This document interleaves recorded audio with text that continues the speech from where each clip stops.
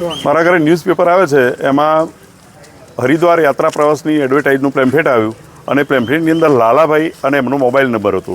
તે નંબરથી કોન્ટેક કર્યો. એટલે લાલાભાઈને કહેવું થયું કે તમે મારી ઓફિસ દરામલી છે, અંબિકા કોમ્પ્લેક્સ 13 નંબરની દુકાનમાં, ત્યાં આવી જાઓ, આપણે રૂબરૂ વાત કરીએ. તો 1/10/25ના રોજ અમે ત્યાં રૂબરૂ ગયા તો લાલાભાઈએ બધી વાત કરી કે ભાઈ 3500 રૂપિયા ભરવાના અને એક સવારે નાસ્તો, બપોરે જમવાનું, સાંજે જમવાનું, અને ત્યાં હરિદ્વાર 4 જણ વચ્ચે એક એસી રૂમ તમને મળશે અને રિટર્ન પાછા તમે 10 નવેમ્બરે અહીં આવશો.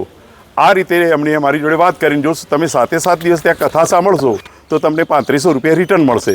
એટલે મને ડાઉટ ગયો. એટલે મેં પૂછ્યું કે ભાઈ આ કઈ રીતે? તો કે અમને 21 લાખ રૂપિયા આ કથાના આયોજન માટે ડોનેશન મળેલું છે અને એ ડોનેશનમાંથી અમે આ કરીએ છીએ, એટલે આ મફતમાં થઈ રહ્યું છે. તો પછી કે અમે કીધું કે આ ફરીથી અમે આવીશું. કે ના, તમે જો આજે ભરી દો ને તો તમારા બસમાં આગળની સીટમાં નંબર આવે.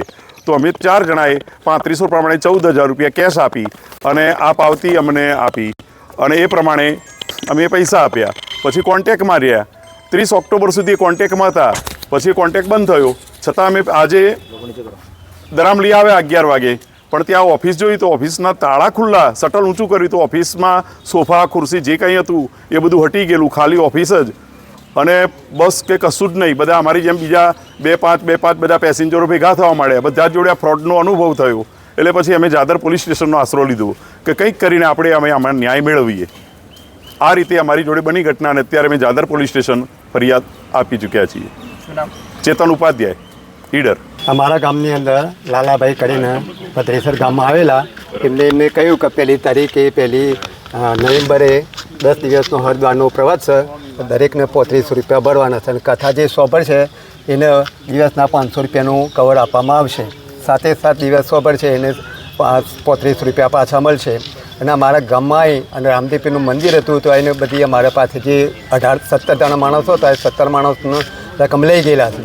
અને આજે 1 તારીખે આવવાના હતું પણ હજી 1 તારીખ સુધી આવ્યા નથી. 12 વાગ્યા સુધી મેં વાટ જોઈ પણ કોઈ લોકો ના આવ્યા એટલે અમે અહીંયા જાદર આવેલા છે. બધા કેટલા ગામોથી જોડાયેલા?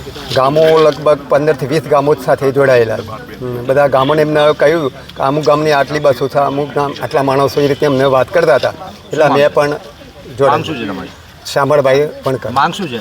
માંગ અમારા જે 3500 રૂપિયા ભરાશે ને અમને તો ના લઈ ગયા એ અમારે માંગ છે, પરત મળવા જોઈએ. મારું નામ વસંતભાઈ રમણભાઈ નાઈ.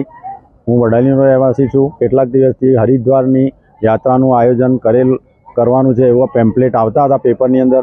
એના આધારે અમે મુલાકાત કરી, એમના ફોનથી કોન્ટેક કરી, દરામલી મુલાકાત કરી, એમને પૂછ્યું તો એમને કીધું કે હા ભાઈ અમે આયોજન કરેલ છે અને બધાને લઈ જવાના છે. 3500 રૂપિયા ભાડું છે, ત્યાં રહેવા જમવા સાથેની સગવડ છે, 7 દિવસ કથા સાંભળવાની, આ બધું અમને જણાવેલ. તો અમે 3500 રૂપિયા આપેલા.